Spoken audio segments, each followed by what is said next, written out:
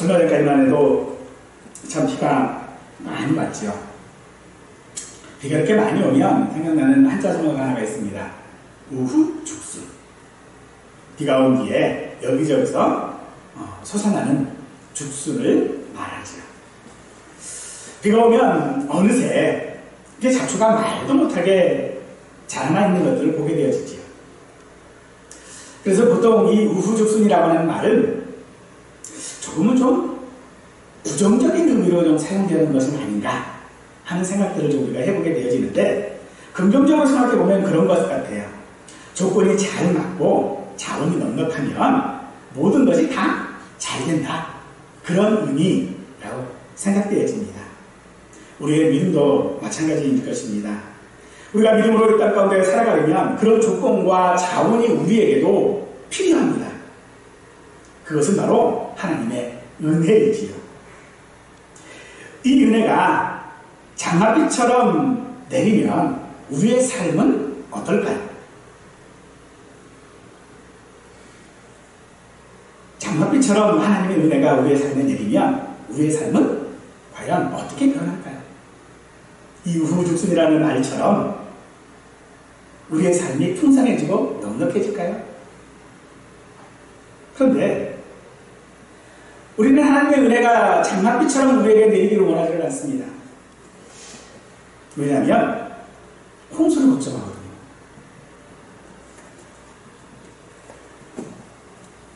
우후죽순처럼 생겨나는 방송에 나가 있습니다. 여행에 관한 방송들이죠. 그런데 그 여행하는 것들을 보면은 보통 이렇게 혼자 여행하는 것이 많이 나와요. 혼자 여행하면 무엇이 좋을까요? 저는 개인적으로 혼자 여행하는 것을 좋아하지 않습니다. 너무 외롭고 슬플 것 같아요. 우리 성도들의 삶도 이 땅에서 혼자 하는 여행은 아닙니다. 우리의 삶이 나그네와 같은 삶이라 할지라도 혼자 하지는 않는다는 것이죠. 이 땅에 교회가 있고 또 우리의 지체가 되어지는 형제와 자매들이 있기 때문입니다.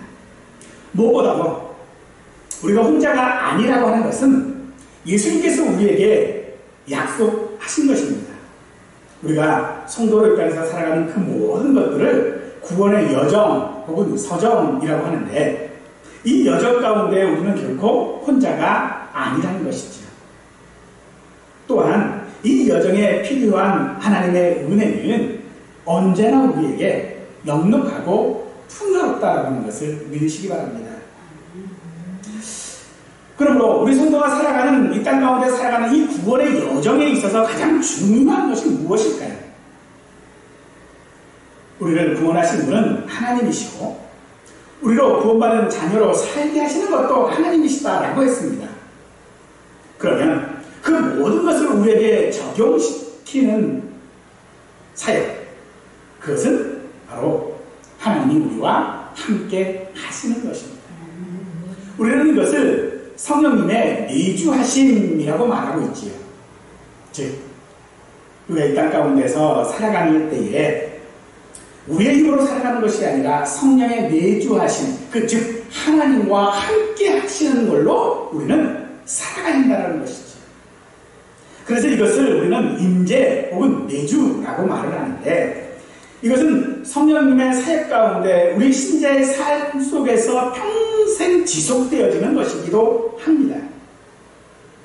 그러므로 구원의 여정에 있어서 가장 중요하고 가장 놀라운 사실은 하나님이 친히 우리와 함께 하시기 위하여 우리 안에 거하신다는 것이죠. 그래서 우리의 마음과 생각이 더 좋게 변하도록 영향을 미치기로 하셨기에 하나님의 내주하신 이것은 절대로 변할 수 없는 하나님의 약속이다라는 것입니다. 그렇다면 왜 우리에게 이런 성령의 내주하심이 있어야만 하는 것입니까? 그것은 예수님께서 다른 보혜사를 보내주시겠다고 약속하셨기 때문입니다. 바로 성령님이시죠. 예수님은 임마누엘이신 분이십니다. 성도와 함께 하시는 분이지만 예수님 부활하셨고 승천하신 후에 하나님 우편에 계시다가 우리의 신앙 고백대로 심판주로 다시 오실 것입니다. 그 기간 동안 우리는 하나님의 약속이 있기 때문에 혼자일 수 없지요. 그 혼자일 수 없는 우리들, 그래서 다른 보혜사를 우리에게 약속하신 것입니다. 그런데 성령님은요, 우리가 만질 수도 없고 대화를 나눌 수도 없습니다. 성령님은 바람과 같은 분이라고 말합니다. 때문에 바람은 병에 담을 수도 없고요, 눈에 보이지도 않고 붙잡을 수도 없지요. 하지만 바람은 태풍을 만들기도 하고요, 산들바람을 만들기도 합니다. 우리는 그 바람이 존재한다라고 하는 것을 분명히 알고 있습니다. 성령님도 마찬가지입니다. 우리가 만질 수 없고 볼 수 없지만 성령님의 역사는 태풍보다도 강하고 산들바람보다도 부드럽습니다. 그래서 사람을 변화시키는 것이죠.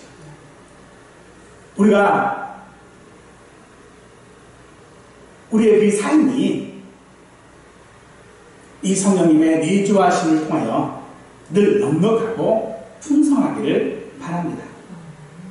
그래서 오늘 16절은 그렇습니다. 또 다른 보혜사를 너희에게 주사 영원토록 너희와 함께 있게 하리니 라고 말씀하시죠. 즉 예수님이 가신 후에 다시 오시기까지 그 빈 공간을 또 다른 보혜사를 보내셔서 우리를 위로하시겠다라고 말씀하시는데, 보혜사라고 하는 말은 바로 위로자라고 하는 그런 뜻입니다. 그러나 우리가 여기서 주목해야 하는 것은요, 위로자라고 하는 이 보혜사에 있는 것이 아니라 또 다른이라고 하는 말에 있습니다. 이는 우리의 위로자가 존재한다는 의미이기 때문입니다. 보통 우리가 보혜사라고 하면 성령님만 생각하는데 사실 예수님도 우리의 보혜사이십니다. 예수님은 하나님께서 약속하신 메시아로서 이스라엘의 위로자라고 말합니다. 또한 자기 백성을 위로하는 일은 바로 하나님의 사역이기도 합니다. 그렇다면 하나님께서는 어떻게 보혜사로서 우리를 위로하시는 것입니까? 바로 위로의 가장 중요한 일은요, 말로 하는 위로가 아닙니다. 어떤 심령적으로 하는 위로가 아닙니다. 위로에서의 가장 중요한 것은요, 변호가 하는 것입니다. 보통 변호는 법적인 용어로서 어떤 잘못이 있는 사람에게 그 형량을 줄이려고 하는 것이 변호이죠. 우리는 다 죄인입니다.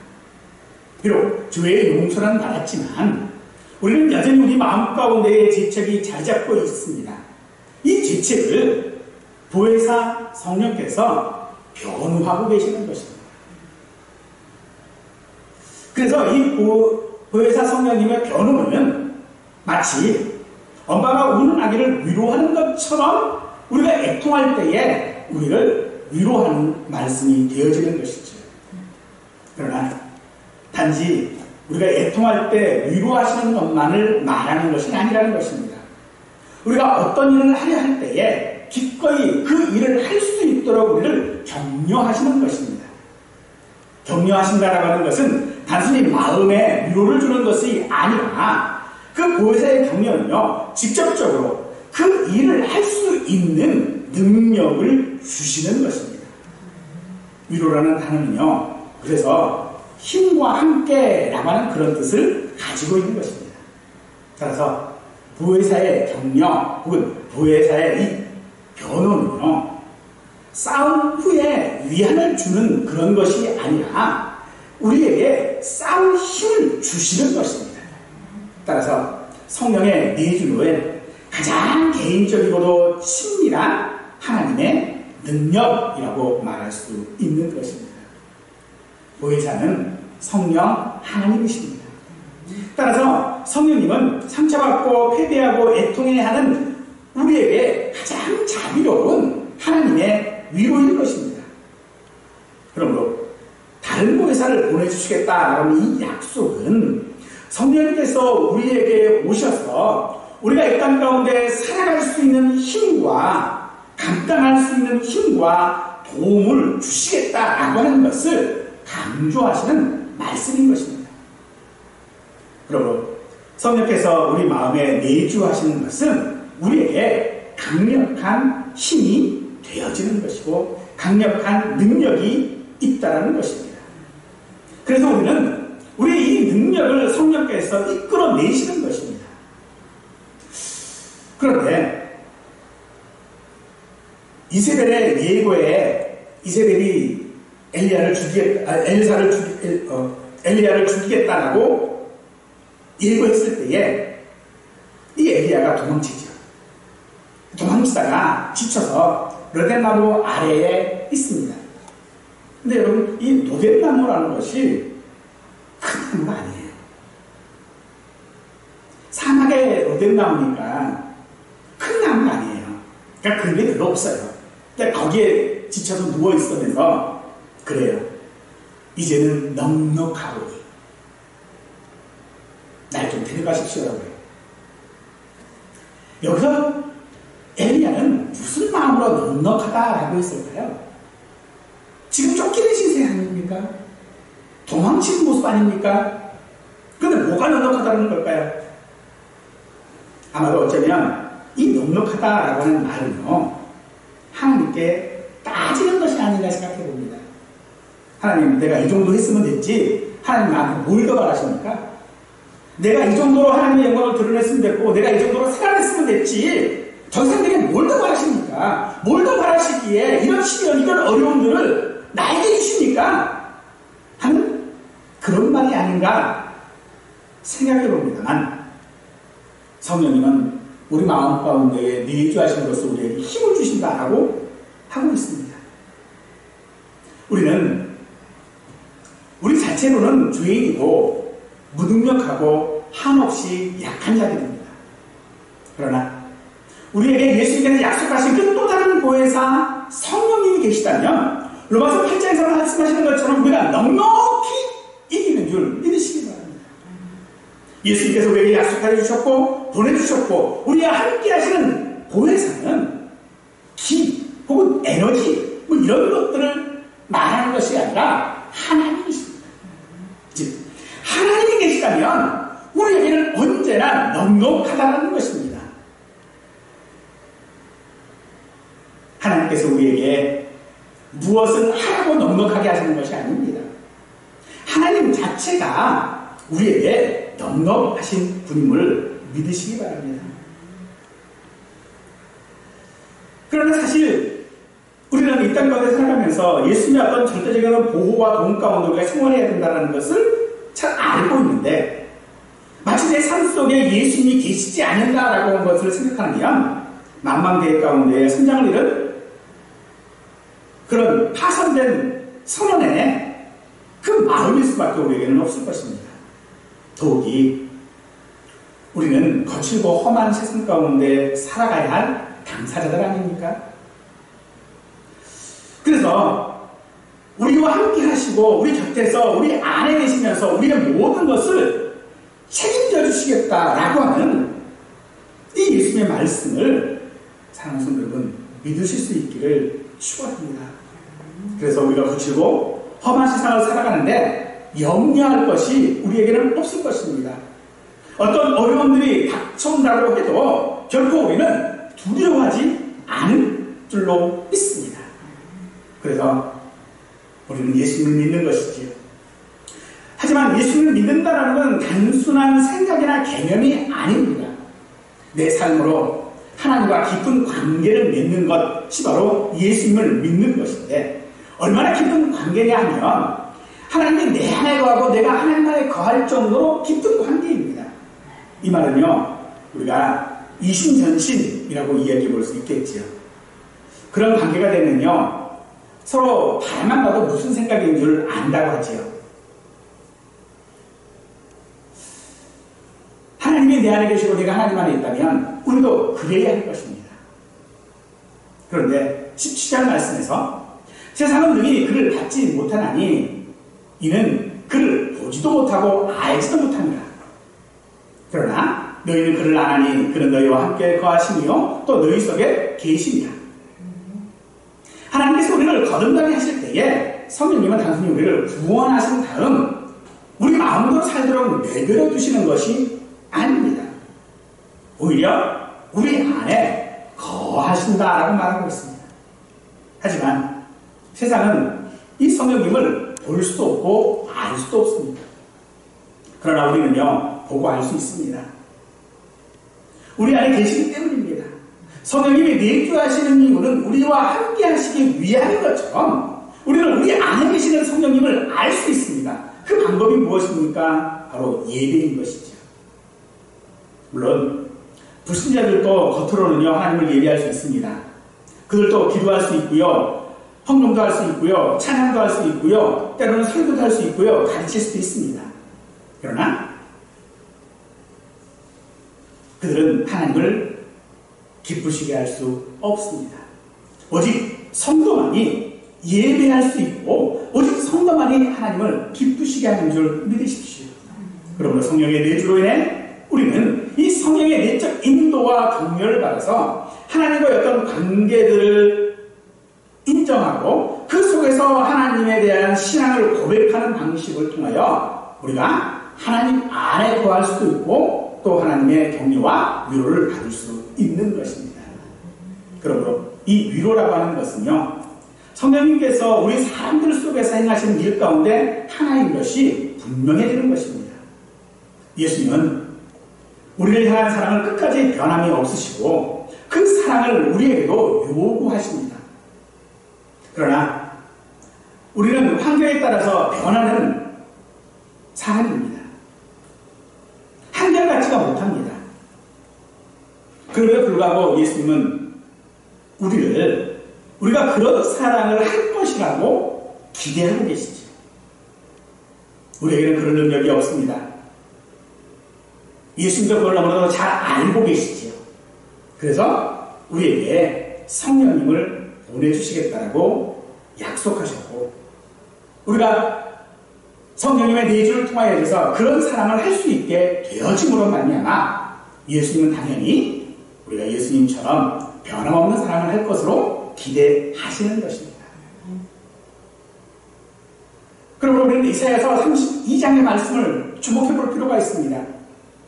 이사야서 32장 15절 말씀에서 하나님께서는 하나님의 영을 우리에게 부어주시겠다고 약속해 주셨습니다. 이 약속은 예수님을 통해서 다시 약속되었고 예수님의 승천하심을 통하여 우리에게 이루어졌습니다. 이사야는 성령님이 우리 마음 가운데 내주하시면은 우리가 어떤 변화가 있는지를 분명하게 이야기하는데 이렇게 얘기합니다. 광야와 마른 땅이 기뻐하고 사막이 백합화같이 피며 즐거워하며 저는 자는 사슴같이 뜰 것이고 말 못하는 자는 노래하고 광야에 물이 솟겠고 사막의 시내가 흐를 것이다. 여호와가 시온의 모든 황폐한 곳들을 위로하여 그 사막의 에덴같이 여호와의 동산 같게 하셨나니 그 가운데에 기뻐함과 즐거움과 감사함과 칭하는 소리가 있으리라 라고 말하고 있습니다. 즉 성령님의 내주하심이 있으면 우리의 삶이 이렇다는 것이에요. 우리의 삶이 사막이 아니라 에덴 동산이 되겠다는 것입니다. 하지만 사랑하는 성도 여러분, 푸른 동산도요, 비가 오지 않으면 사막이 되고 사막도 비가 충분히 내리면 동산이 될 수 있습니다. 사막과 동산의 차이는요, 비가 오느냐 안 오느냐에 있는 것처럼 우리의 삶에도 하나님의 은혜가 넉넉하면 풍요로운 삶, 넉넉한 삶을 살 수 있게 되어진다는 것이죠. 하나님은 분명 우리에게 인리와 늦은 비를 약속하셨습니다. 성령님은 이 약속처럼 우리 가운데 임재하시는 것입니다. 그러나 이 약속대로 내 삶에도 임재하고 계시는 것이 분명하지만 사실 우리는 잘 느끼지 못합니다. 그래서 우리의 삶은요, 언제나 바짝 날아가는 그런 삶 가운데 살고 있습니다. 그런 삶 가운데 살다 보니, 그런 삶 가운데 사는 것이 오래되다 보니 이제는 그게 적응되어지고 길들여지고 타협하게 되어져서 좀 불편하기는 하겠지만 이제는 익숙한 것에 기대어 살아가는 것이 어쩌면 우리 모습이 아닌가 생각해 봅니다. 그래서 이 성령님의 내주하심과 성령님의 위로하심을 받는다라고 하는 그런 삶은 어쩌면 우리에게는요, 미지의 세계일지도 모를 것입니다. 오히려 우리는 이 성령님의 내주와 성령님의 위로를 받으며 살아가는 삶이 오히려 우리는 두렵고 때로는요, 부담스럽기까지 합니다. 하나님께서 우리에게 은혜를 충분히 주시지만 우리는 그래서 하나님께 최소한의 은혜만 받고 살아가기를 원합니다. 이것이 우리의 문제이지요. 그래서 시편 81편 10절에서는 나는 너를 애굽 땅에서 인도해야 된 여호와 내 하나님이니 내 입을 크게 열라 내가 치우리라 라고 우리에게 말씀하시는 것입니다. 우리 안에는 완고한 불신과 부담을 느끼고 있습니다. 충만한 은혜가 있으면 그 은혜의 지혜를 받아야 하고 내 뜻대로 살아갈 수 없다라고 생각하기 때문입니다. 나 자신이 주인으로서 살면서 그저 믿음만 겨우 유지할 수 있는 정도면 충분하다고 우리는 우리 스스로 생각하고 또 그 속에 갇혀서 오히려 나오지 않으려고 하고 있는 것이 우리의 모습입니다. 그러다 보니 이 한량없는 하나님의 은혜에 살면서도 그 은혜가 내 삶에 스며들지 못하는 것입니다. 하나님의 은혜가 내 삶에 스며들지 못하고 그저 다 스쳐 지나가 버리고 나니 홍수가 날 수밖에 없지요. 홍수가 많은 이유, 이 홍수가 보통 어디에서 나오죠? 도시에서 많이 나요. 근데 그 원인들을 생각해보면 이 학자들이 얘기하는 게 그거예요. 도시에 아스팔트가 너무 많다는 거예요. 그래서 비가 오면 땅속으로 스며들어가야 되는데 이게 스며들어가지는 못하고 다 흘러야만 돼요. 다 겉에 있어야만 되거든요. 근데 땅이 아무리 비가 많이 온다 할지라도요, 땅이 그것을 흡수해버리면 최소 많이는 60%에서 70%까지 흡수를 한답니다. 그러면 홍수날 일이 없겠죠. 침수될 일이 없는 거예요. 그런데 침수되는 원인은 뭐예요? 스며들지 못하기 때문입니다. 오늘 우리가 하나님 은혜가 내 삶에 스며들지 못함으로 말미암아 오히려 우리가 하나님의 은혜가 홍수가 날까봐 염려하고 있는 것은 아닙니까? 그래서 우리는 그 안에서 오히려 갈등하고 고민하고 탄식하고 있는 것은 아닙니까? 우리의 현실과 하나님의 은혜가 너무 다르다고 실망하며 탄식하는 것은 아닙니까? 그래서 우리는 언제나 적당히 오기를 원합니다. 그런 우리들 앞에 주님은 우리에게 말씀하십니다. 18절에서 내가 너희를 고아와 같이 버려두지 아니하고 너희에게로 오리라. 주님은 제자들에게 나는 이제 하나님 곁으로 간다라고 말합니다. 그러시면서 다른 보혜사가 오겠다라고 말씀하셨고 그러시면서 뭐라고 말씀하십니까? 내가 너희를 고아와 같이 버려두지 않는다라고 말씀하시죠. 즉 예수님이 떠나시는 것이 모든 일의 종결을 말하는 것이 아니라는 것입니다. 또한 우리가 하나님 앞에 은혜를 받고 성령의 내주하심을 통한다면 우리는 고아와 같이 남겨진 자들이 아니다라고 말하는 것입니다. 때때로 우리의 삶에 슬픔은 닥쳐오겠지만은 결코 우리는 고아처럼 슬퍼하지는 않을 것이라는 것입니다. 하지만 우리 마음속에 우리 삶 속에 그 하나님의 은혜가 스며들지 못함으로 말미암아 우리는 불안할 수밖에 없죠. 고아와 같이 참담하고 두려운 심정 가운데 사로잡힐 수밖에 없습니다.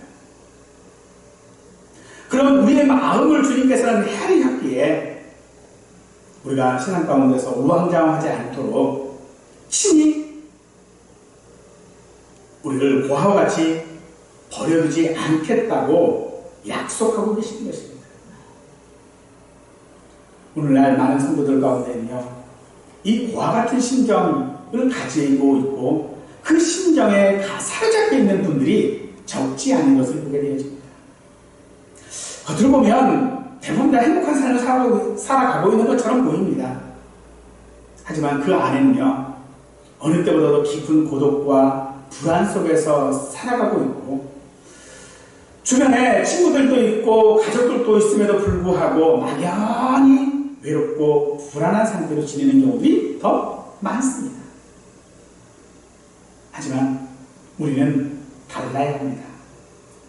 왜냐하면 우리에게는 하나님 아버지가 계시고 우리에게 돌아갈 영원한 본향이 있기 때문 아닙니까? 뿐만 아니라 예수님께서는 우리에게 약속하신 것처럼 우리를 고아같이 버려두지 아니하시고 친히 우리 가운데 임재하셔서 영원히 함께 하시는 성령님이 계시다고 말씀하고 있습니다. 하지만 우리는요, 이 성령의 내주하심이 없다면 우리는 사울과 같은 사람이 되어지고 말 것입니다. 사울은 모든 것이 완벽했던 사람입니다만 예수님을 알지 못했습니다. 그리고 예수 믿는 자들을 핍박했지요.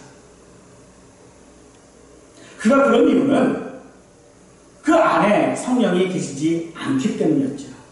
하지만 그가 예수님을 만나고 깊은 관계 속으로 들어가서 예수님이 하나님의 아들임을 깨달았을 때에 그는 핍박자에서 증거하는 자로 완전히 달라졌습니다. 그런데 사실 우리는 이게 좀 부담입니다. 바울처럼 될까봐.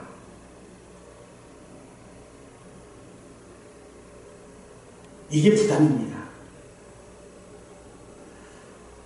어떻게 쌓은 스텝이고, 어떻게 쌓은 기고, 어떻게 쌓은 명예인데, 이게 내가 예수님을 알게 되어지고 성령이 내주하심을 통하여 내가 하나님의 이끌림을 받고 하나님의 은혜가 내게 충만하면 이게 바울처럼 다 배설물로 여길까봐. 우리는 그렇게 생각합니다. 그건 미친 짓이지. 어떻게 내가 일단 살아가는데 하나님의 은혜만 바라보고 살아갈 수가 있어? 이것도 있고 저것도 있어야 되는데 내가 믿는다고 해서 뭐 하늘에서 갑자기 떡이 떨어져? 내가 믿는다고 말하면, 그렇게 고백하면 갑자기 없었던 돈이 생겨? 누구는 그래요. 기도하니까 뭐가 되고 뭐가 되고 뭐가 됐다고 그래요. 근데 우리에게 그런 역사가 없어요. 왜요? 그게 우리에게 부담이거든요. 하지만 사랑하는 성도 여러분, 하나님의 은혜, 하나님의 내주하심은요, 필연적으로 우리를 변하게 만듭니다. 내 안에서 일어나는 일들이 내 생각에서 비롯된 것이 아니라는 것입니다. 그러므로 바울이 말하는 이 말을 우리는 주목해 봐야 할 것입니다. 고린도서 13장 11절 말씀입니다. 내가 어렸을 때에는 말하는 것이 어린아이와 같고 깨닫는 것이 어린아이와 같고 생각하는 것이 어린아이와 같다가 장성한 사람에 대해서는 어린아이의 일을 버리는구나. 그런 이유는 우리가 보이는 것이 희미하기 때문입니다. 우리가 바울처럼 될까봐 불안한 것은, 그것이 어린아이의 일이라는 것을 알지 못하기 때문이라는 것이죠. 그래서 깨닫는 것도 생각하는 것도 어린아이일 수밖에 없는 것입니다. 하지만 성령은 우리로 장성을 할 것입니다. 그러므로 우리가 장성함으로 말미암아 어린아이의 일을 버리게 되어질 것이 분명하다는 것입니다. 성령의 내주와 이런 밀접한 관련이 있는 것 중에 하나가, 그래서 우리에게 필요한 것이 바로 성령 충만인 줄 믿으십시오. 성령 충만. 즉, 내가 바울처럼 될까봐, 혹은 내가 하나님의 은혜가 너무 넘쳐나서 홍수가 날까봐 내가 부담스럽고 염려되어 있는 그 모든 것들은 오히려 내가 성령 충만하지 않기 때문인 것입니다. 성령 충만이라고 하는 것은요, 성령이 우리 삶에 영향을 미치는 정도를 말하는 것입니다. 즉, 성령의 내주하심은요, 변하지 않습니다. 내가 예수 그리스도를 믿는 그 순간, 아니 그 이전서부터 하나님께서 나를 부르시고 나를 선택하시고 나를 구원하시고 작정하시는 그 순간서부터 내 안에는 성령님이 계십니다. 그런데 그 성령님의 영향력, 내 삶에 영향을 미치는 정도가 바로 성령 충만인 것이죠. 그래서 어떤 면에서는 우리가 이 성령 충만하도록 어떤 영향을 미칠 수도 있을 것입니다. 그래서 성령님이 내 안에서 충분히 일하실 수 있도록 민감해 알고 또 열심히 순종하고 한 그런 것들을 통하여 우리는 성령 충만을 받을 수 있겠지만 우리는 그 충만을 단순히 내가 채우는 것으로 생각해서는 안 될 것입니다. 왜냐하면 성령님은 우리 안에만 갇혀있는 분이 아니기 때문입니다. 우리 밖에도 계시고요, 공기처럼 우리를 에워싸시기도 하십니다. 엄마의 품처럼 우리를 안아주시기도 하십니다. 여전히 우리는 그 성령 안에 거하심에 있지만 성령은 우리에게 늘 새로운 은혜를 부어주십니다. 우리는 이미 성령을 받았지만 그렇기 때문에 우리는 성령 충만을 갈망해야 하는 것입니다. 성령 충만을 갈망하는 데에 우리가 갖추어야 할 어떤 조건도 없습니다. 성령 충만을 갈망할 수 있는 모든 자격과 조건은 이미 우리 주님께서 십자가의 죽으심과 부활을 통하여 다 이루셨습니다. 이제 우리가 성령 충만을 받기 위해 우리가 해야 할 일은요, 그저 하나님께 구하는 것입니다. 성령의 내주는 은혜 없이 우리가 세상을 살아갈 수 없습니다. 성령의 내주함 없이 우리는 세상에서 실패하고 절망하게 될 것이 분명합니다. 그러므로 그 절망 가운데 끌려가는 우리의 삶이 아니라 우리가 정말로 넉넉하게 이기게 하기 위하여 우리는 하나님의 그 은혜 받은 것으로 넉넉하다고 말하지 말아야 할 것입니다. 엘리야가 넉넉하다고 했던 그 의미가 아니라 그 넉넉함이 정말로 우리의 삶 가운데서 보여줄 수 있어야 할 줄로 믿습니다. 그러기에 우리가 해야 될 일이 무엇이 있습니까? 에베소서 5장 18절 말씀입니다. 술 취하지 말라. 이는 방탕한 것이니 오직 성령으로 충만함을 받으라. 술 취함으로 인한 방탕한 생활을 경고하고 있는 말씀입니다. 당신은 술 취하는 일은 불신자들 세계에 있어서는 일반화되어져 있었고, 그래서 초기 교회에서는요, 이게 굉장히 심각한 문제였습니다. 그래서 우리나라에서도 처음 선교사들이 들어와서 이 술 취하는 문제가 굉장히 심각한 사회적인 문제뿐만 아니라 모든 잘못들의 원인인 것을 알았습니다. 그래서 술을 금지시킨 거죠.